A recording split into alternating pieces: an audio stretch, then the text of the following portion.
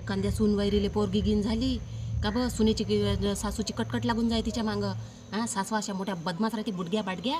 काही एखाद्या पोरगी प्रेग्नेंट असली, जाय रे बापू ने तिले जरासं दवाखान्यात ने, काय आहे तर पाय तिच्या पोटात. पोरगं असन तर राहू दे जो, आणि पोरगी असन तर पाडून टाक जो तिकडल्या तिकडं, आणि तिच्या मायच्या घरी नेऊन घालजो तिले. अशा म्हणत होत्या बुडग्या पहिलच्या. बुडग्या कमीच्या होत्या काय? घ्या ना म्हणा आता शिकून. आता काय म्हणते बुडग्या बाडग्या, पाहिजे ना बाई मायपोरीसाठी एखादी कोणत्याही जातीची चालते, कोणत्याही जातीची चालते म्हणते आमच्या घरी. आता काही नाही होत म्हणते. आता कशा आल्या त्याच्यावर तसंच पाहिजे. घ्या शेकून सादर.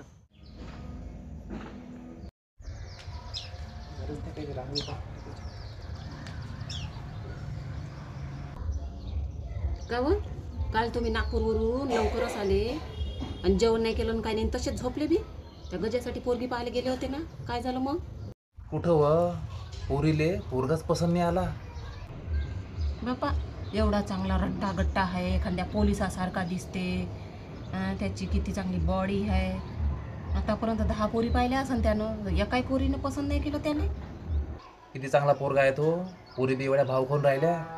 एवढा चांगला पोरगा सोडून देते आणि त्या टकल्या टुकल्या पोरासोबत लग्न करते. काय करता आता?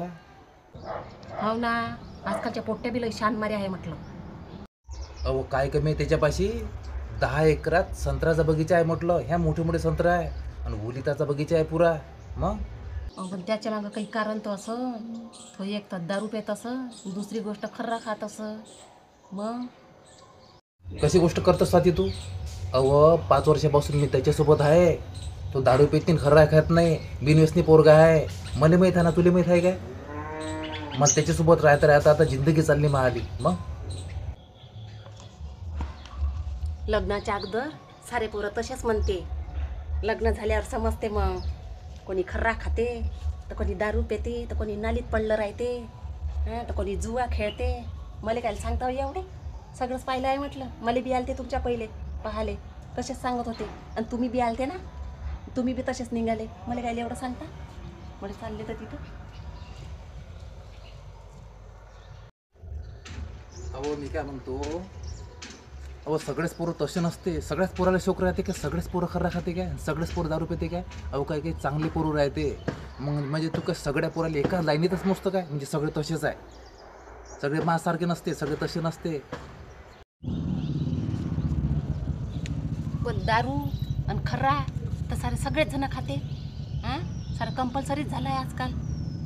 कोण आहे बिना खऱ्याचं आणि कोण आहे बिना दारूचं? अहो मी काय म्हणतो, लग्नासाठी अजिबात पोरी भेटून नाही राहिल्या. किती पोरं पडले एका गावात, 40-40 पोरं पडले आहे. काय कारण असेल काय? कोणी पोरी भेटत असेल ते येले, मला हे समजून नाही राहिलं. ह्या गोष्टीसाठी माणसंच जिम्मेदार आहे. अहो स्वाती तू मॅडगीट झाली का? व आता मी काय केलं? मी काय जिम्मेदार आहे? तू तर भलतीच बोलून राहिली.